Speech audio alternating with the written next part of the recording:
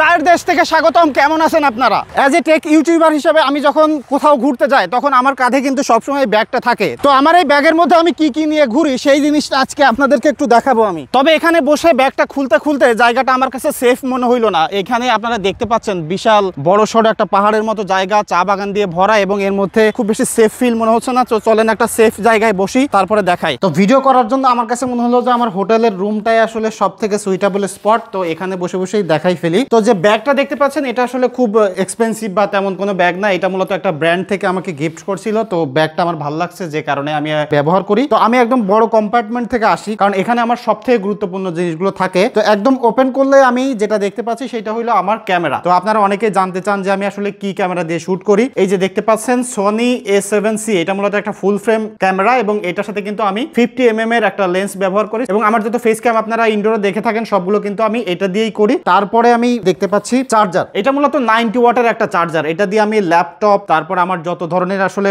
Accessories আছে মোটামুটি এটা দিয়ে আমি চার্জ করি। এইটা হলো আমার ল্যাপটপ।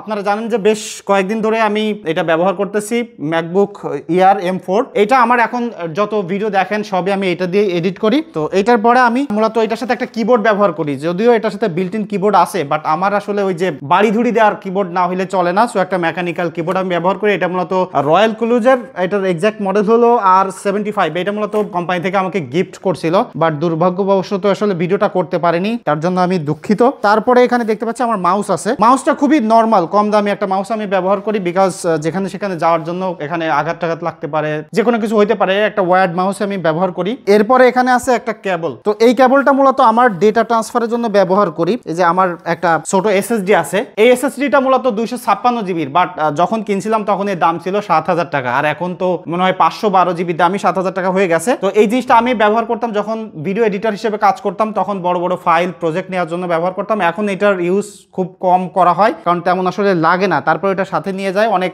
গুরুত্বপূর্ণ ফাইল আমি ওখানে ব্যাকআপ করে রাখি। সো এরপরে আছে হলো একটা পাওয়ার ব্যাংক, কুকটেকের পাওয়ার ব্যাংক আমাকে টপটেক জন এটা দিয়েছিল। তো এটা আমি গেলে নিয়ে যাই, কারণ আমার ফোনের জন্য লাগে, তো খুব গুরুত্বপূর্ণ মুহূর্তে আসলে কাজে দেয়। এরপরে দেখতে পাচ্ছি আমার ক্যামেরার ব্যাটারি এবং চার্জার, একটা এক্সট্রা ব্যাটারি আমি ব্যবহার করি, সাথে একটা চার্জার আছে। এবং তারপরে আছে একটা C2C ফাস্ট কেবল, এটা দিয়ে আমি চার্জ করার জন্যই ব্যবহার করি আমার যেসব অ্যাক্সেসরিজ আছে। আমার একটা ডঙ্গল আছে, এই আমি ম্যাকের সাথে হাবটা ব্যবহার করি। এটা মূলত আমি কিনছিলাম অরাইমোর একটা হাব, 1 বছরের গ্যারান্টি সহ। হাবটা প্রায় 2000 টাকা পড়ছিল। তো এখানে আমার সব ধরনের পোর্টস আছে, আমি ম্যাকের সাথে ব্যবহার করি, এবং এখান থেকে ডেটা ট্রান্সফার বা চার্জ করা বা কোনো প্রয়োজন হলে আমি সাথে এই কেবলটাও ব্যবহার করি। এরপরে আছে হইলো আমার সবথেকে গুরুত্বপূর্ণ একটা জিনিস, SSD দেখতে পাচ্ছেন। এটা মূলত ইউগ্রিনের একটা SSD ইনক্লোজার। এর মধ্যে আমার 512 জিবি একটা NVMe SSD আছে। এটা আমি আমার এডিটিং যেসব ফুটেজগুলো আছে, মানে রানিং যেসব ফুটেজগুলো আছে সেটা এর মধ্যে রাখি, এবং এইটা থেকে আমি এডিট করি ল্যাপটপে লাগায়। সো এটার সাথে এই কেবলটা আছে, এই কেবলটা লাগায় এডিট করি। এটা মোটামুটি সুপার ফাস্ট, ড্রপ রেজিস্ট্যান্ট, রাবারও দেওয়া আছে। সো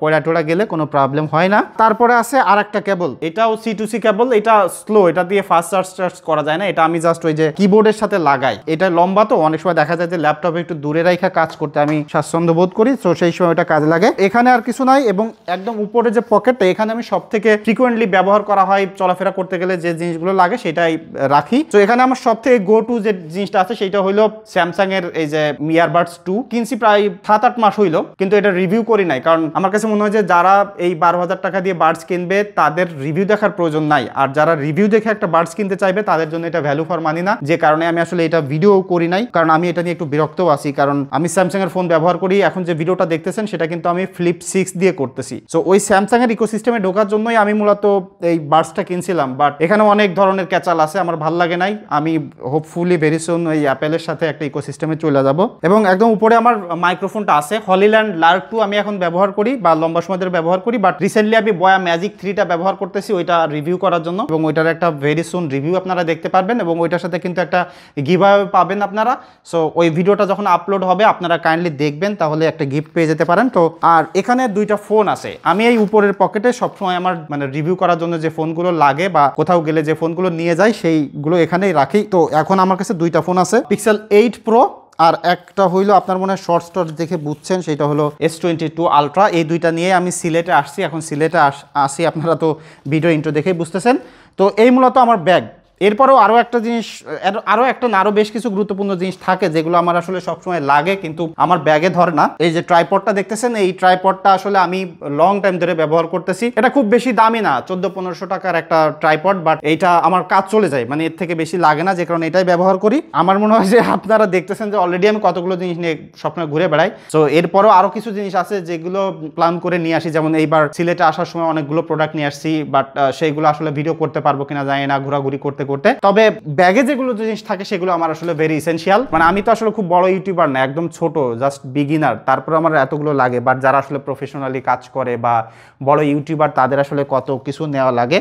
এই ভিডিওটা করার অর্থ হইল যে অনেকে আছেন আমার ভিডিও দেখেন, এখন কন্টেন্ট ক্রিয়েটর হইতে চান, শুধুমাত্র যে টেক কন্টেন্টই ক্রিয়েট করতে হবে তা কিন্তু নয়। যে কোনো কন্টেন্ট ক্রিয়েটর হতে চাইলে আসলে অনেক জিনিসপত্র লাগে একসাথে, এবং আপনি যে কন্টেন্ট ক্রিয়েটর হিসেবে যখন ট্রাভেল করবেন, লেটস সে আমি এখন এই যে সিলেটে আসি, সিলেটে আইসা ঘুরবো, নাকি আমার মাথার মধ্যে কন্টেন্ট চলতেছে, যেমন আগামীকাল সকালে ঘুম থেকে উঠে আমি কি কি কন্টেন্ট বানাবো বা এখানে থেকে কি কি কন্টেন্ট বানাইতে পারি সেগুলো আছে। আবার একটা কন্টেন্ট আপলোড দিলে যখন দেখি 2-3 হাজারও ভিউ হয় না, তখনও কিন্তু একটা মানে ডিমোটিভেটেড হইতে হয়। তো কন্টেন্ট ক্রিয়েট করা সব মিলিয়ে আসলে জার্নিটা অনেক কঠিন। তো আমি সবসময় বলি, যারা কন্টেন্ট ক্রিয়েট করতে চান, আপনারা যদি প্রচুর মানে একদম হাই লেভেলের প্যাশনেট না হয়ে থাকেন, তাহলে আপনারা এই কাজ করেন না। মানে আপনার যদি মন থেকে ভালো লাগে তাহলে এই কাজ শুরু করেন, আপনি সফলতা পাবেন।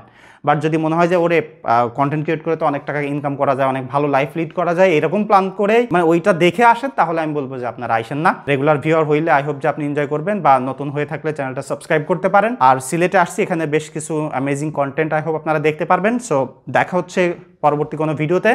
ধন্যবাদ সবাইকে।